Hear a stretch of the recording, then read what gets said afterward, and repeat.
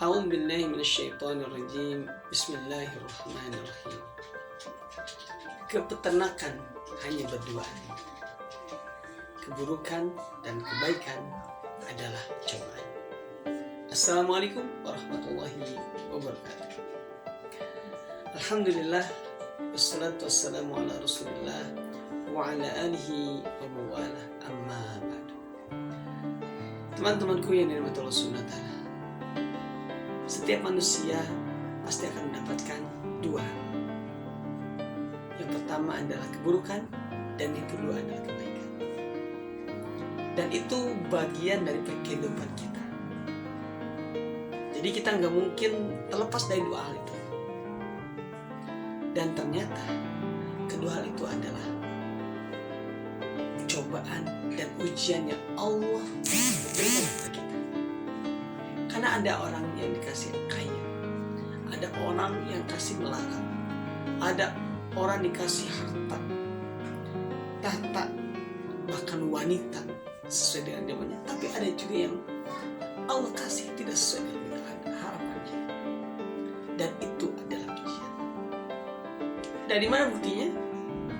Mari kita buka dalam surat Al-Anbiya, surat ke-21 ayat ke-35. Allah berfirman di ayat ke-35 tersebut dengan kalimat kullu nafsin dha'iqatul maut.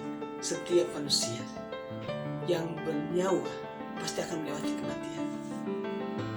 Wa nabluukum bisyarri wal khairi fitnah.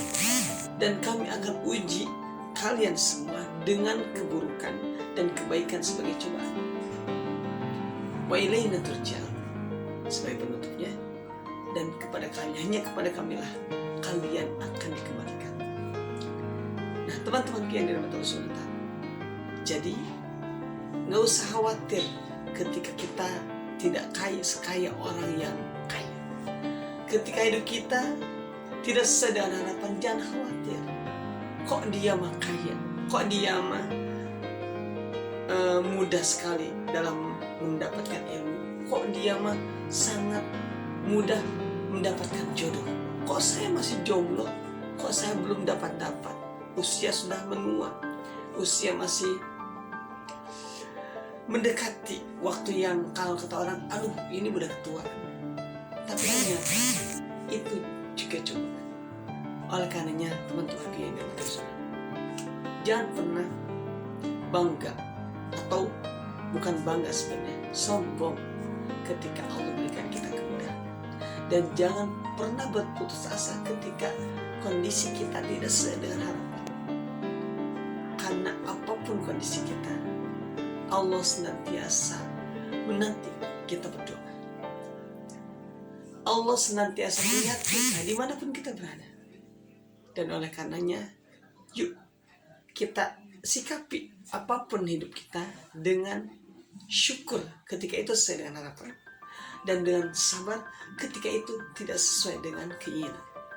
Maka dengan dua hal tersebut, insya Allah kita akan semakin bahagia, kita akan semakin senang, dan mudah-mudahan Allah selalu bimbing, Allah tanamkan dalam diri kita sifat syukur dan sifat sabar dalam menghadapi apapun kehidupan yang kita jalani hingga Allah memilih kita. Barakallahu fikum, kurang dan lebihnya mohon dimaafkan. Assalamualaikum warahmatullahi